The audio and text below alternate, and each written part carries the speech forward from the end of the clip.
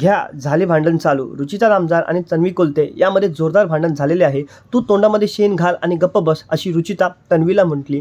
तर मित्रांनो, या भांडणापाठी कारण काय होतं? तर मित्रांनो, तन्वी ही स्विमिंग पूलमध्ये गेली. त्यानंतर तिच्या तोंडामध्ये पाणी गेलं आणि तिने एक रिॲक्शन दिलं की माझ्या तोंडात पाणी गेलं, मला कसं तरी झालं. त्यावर करण सोनवणे तिला बोलला की काय फालतू रिॲक्शन देते, पाण्यामध्ये गेल्यावर तर पाणी तोंडात जाणारच ना. तर त्यानंतर तन्वी रागवली. ती करणला म्हणाली, अरे तू फालतू असा शब्द का वापरू शकतो? मी पाण्यामध्ये गेली, माझ्या तोंडात पाणी गेलं, त्यामुळे मी रिॲक्शन दिलं. त्यानंतर रुचिता मध्ये पडली आणि रुचिता तन्वीला बोलली, ए तू गप्प बस, तुझ्या तोंडामध्ये शेण घाल आणि शांत राहा. त्यानंतर या दोघांमध्येच भांडणं पेटली. तर मित्रांनो, या दोघांमध्ये जोरदार भांडण चालू होते. तर आज सचिन कुमावत ह्यांनी सोडवण्याचा प्रयत्न केला तर ही दोघं ऐकत नाही. तर मित्रांनो, यामध्ये चुकी कोणाची होती?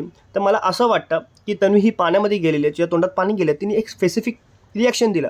त्यावर करण सोनवणे ह्याला फालतू रिॲक्शन दिलं असं बोलायची गरज नव्हती. तोही इथे चुकला. आणि त्यानंतर रुचिताची ही भांडणंसुद्धा नव्हती. रुचिता मध्ये आली आणि तन्वीसोबत भांडायला लागले, तू तोंडामध्ये शेण घाल असं तसं. तर मला असं वाटतं की हा इंडिव्हिज्युअल गेम आहे, प्रत्येकाचे निर्णय, प्रत्येकाची रिॲक्शन आहे, तो कसा वाकेल तो त्याचा निर्णय आहे. तर कोणी त्यावर टिप्पणी करू नये. ह्या लोकांनी तिला फालतू हा शब्द वापरला, त्यामुळे तिने रिॲक्ट केलं. तर मित्रांनो, तुम्हाला काय वाटतं, चुकी ह्यामध्ये कोणाची होती?